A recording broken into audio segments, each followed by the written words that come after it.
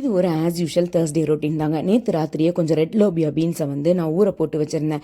காலையில் 2 விசில் வச்சு எடுத்த போதே சூப்பராக வெந்து வந்துருச்சு. கொஞ்சமாக கடுகு, ஜீரகம், காயம், ஒரு ரெட் சில்லி, இந்த பீன்ஸை போட்டு கிண்டி நான் லஞ்சுக்கு எடுத்துட்டேன். ஒயிட் ரைஸ் மட்டும் வச்சா போகிறோம், நான் கேரட்டில் இன்னோவேட்டிவாக டிஷ் பண்ண போகிறேன்னு என் புருஷன் சொன்னதுனால அவனுக்கு ஒயிட் ரைஸை வச்சுட்டு நான் கொஞ்சம் புளியோதரை மிக்ஸை போட்டு கிண்டி அதையும் நான் லஞ்சுக்கு எடுத்துகிட்டு போயிட்டேன்.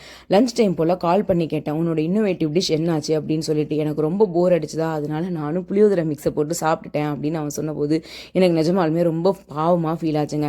ஆஃபீஸ்க்கு போகிற வழியில் இன்றைக்கி நாங்கள் நோட்டீஸ் பண்ண ஒரு விஷயம் என்ன தெரியுமா? எல்லா பெட்ரோல் பங்க்லையும் கிட்டத்தட்ட 1-2 கிலோமீட்டருக்கு 2 வீலரும் 4 வீலரும் க்யூவில் நின்றுட்டு இருந்தாங்க, பெட்ரோல் அண்ட் டீசல் ஃபில் பண்ணுறதுக்கு வேண்டி. இந்த வார் கிரைசிஸ்னால ஆக்சுவலாக 2 நாட்டுக்கு நடுவில் சண்டை வர்றது ஒரு சாதாரணமான விஷயம்தான். 2 இண்டிவிஜுவல்ஸுக்கு இடையிலையும் சண்டை வர்றது ஒரு சாதாரணமான விஷயம்தான். ஆனால் அதனால வேற ஒருத்தருடைய லைஃப் பாதிக்கப்படுது, ஒரு கண்ட்ரி என்டையராக அஃபெக்ட் ஆகுது அப்படின்ற போது அதை பண்ணாமல் இருக்கிறதும் ஒரு வகையில் நல்ல விஷயம் தானே. எந்த பிரச்சனையானாலும் பேசி தீர்த்துக்கலாம்ல.